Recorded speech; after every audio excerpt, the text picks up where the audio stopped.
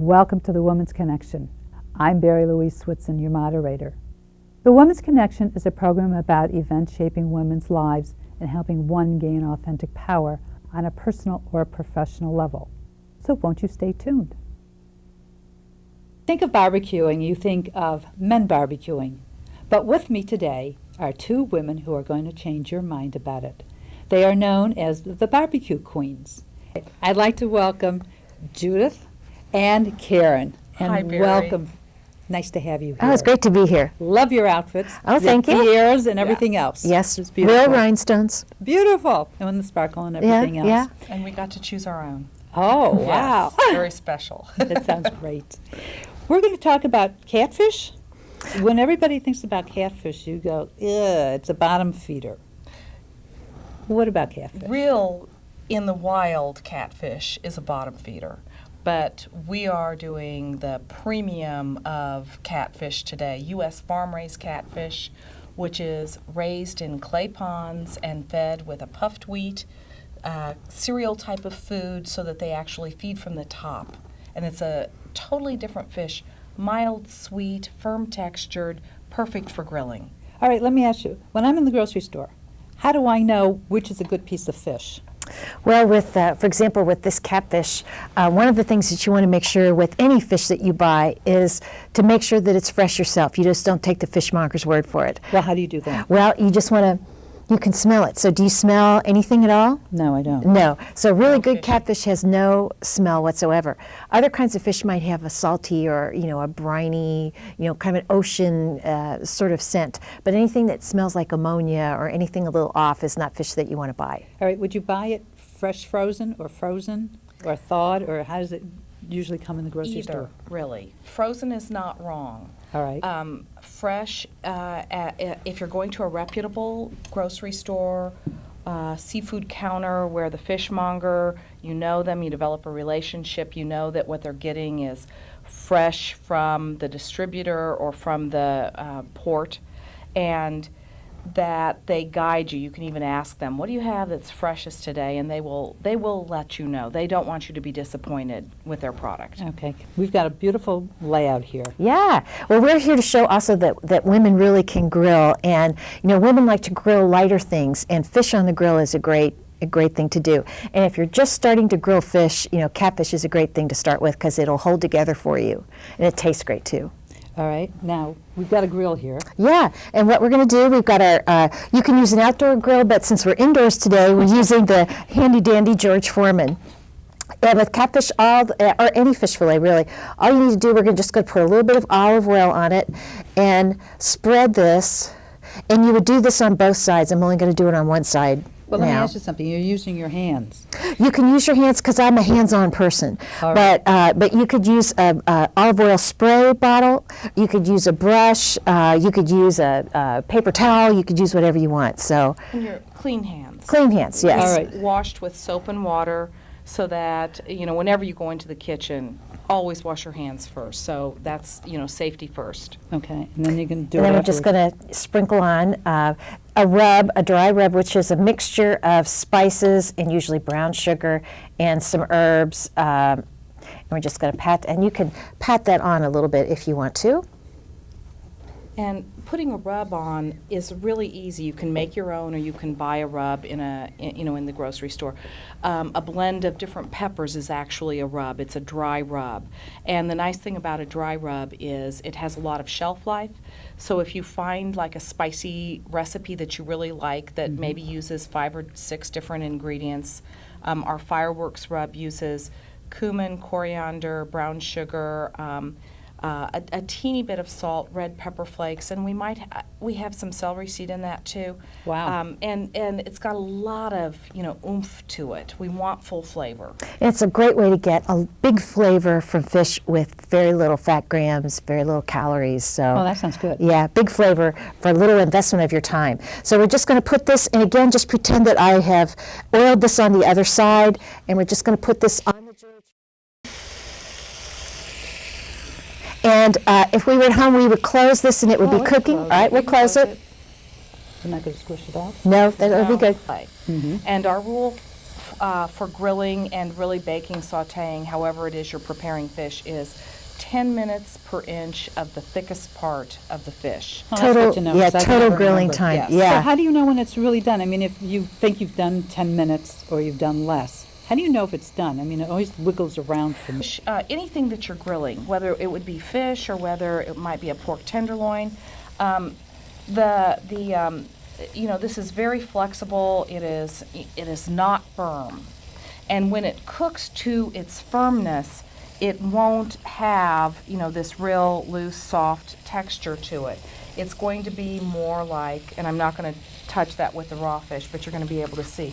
This one's finished, and see how it holds together its whole shape, like I can lift it up on I end. understand. Okay. So you want it to firm up, and then it's done.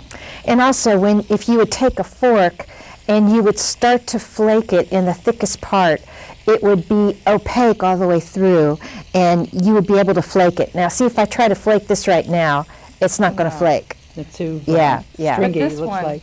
this one will. You can actually just very lightly touch the fork and see how it splits so beautifully there. All right. Because I buy fish and I grill it. Basically, I do it on the top of the stove. Uh-huh. And I never know if it's done. And what you have to remember is fish doesn't have a lot of connective tissue in it, so it's going to cook faster than like a breast of chicken would, and it will keep cooking for a couple of minutes after you pull it off of the heat source. How come? Because the heat is there, it's still hot, and the temperature is still rising from the outside to the internal portion of the meat, the fish. So it has to rest. Yes. All right. Now, you've also mixed something else here. Oh, this is, okay. We have a lot of fun with different relishes, salsas, fruit mixtures, and this one is so much fun. It works beautifully in the summer, but great in the fall and winter because it's canned water chestnuts, canned mandarin Wow. oranges, and then you can use whatever onion you would like. And we used red onion today. You could use green onion, and then toasted sesame seeds, sesame oil, soy sauce. I'm getting hungry. A little bit, yeah. Rice really wine vinegar, a little bit of rice bright wine vinegar, and a little flavors. honey. And, just mix all that up. This is also very low in fat, very low in calories altogether, but it adds a nice color and crunch as a side dish to fish. So you don't have to have a fried catfish dinner with hush puppies and French fries and, all that. You can eat a more healthy but still really big in flavor dish. And this also, because of the sweetness that we have with it, it's just a little bit of honey, but the sweetness from the soy and from the mandarin oranges counters that spicy fireworks rub that we have on the catfish today. So it's kind of like your heat reliever, have a little bit of the So we get all of this beautiful, the orange zest, which the zest is just the orange, not the white pith of the rind, and you can see the difference on the orange. The white pith, that's the bitter part. That's the bitter part, and that's what you don't want. And this really grates it very, very finely, and it's also good for Parmesan cheese and, Oh, we wow. we like lots of zest. If you wanted to, of course, you could use lemon or lime, even grapefruit with this too, but we're doing the orange motif with our flavors today. Wow. And then you cut it. Excuse me.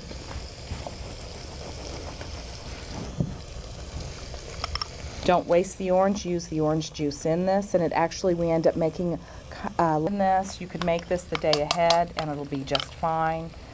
The other thing that you can do to cut down on the mayonnaise flavor with the orange juice, you could add just a little bit of milk to it, like maybe a tablespoon, and that kind of blends and makes it a little saucier too, but we've got the vibrant flavor of the orange with that.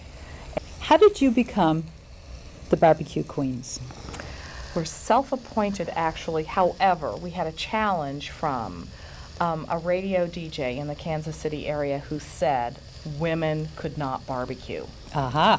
And so 13 of us got together and proved them wrong. Great. We've won most of the barbecue contests, and We've had 3 Battle of the Sexes barbecue contests, and after we won 2 of them, and they won the first one, so sorry about that one, but they did.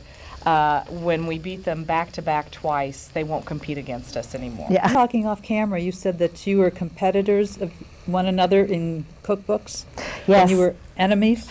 Karen had grown up in Kansas City, and I moved to a suburb of Kansas City in 1990. So I was the interloper.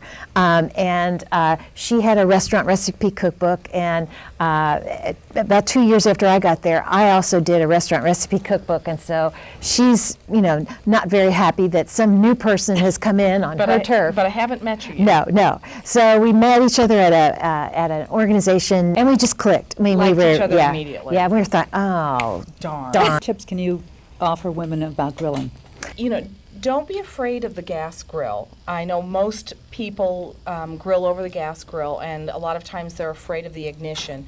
Just always have a lighter handy so that you can ignite that flame if your ignition isn't quite turning on. I think that scares women. It scares me more than anything else. Would scare me also. yeah.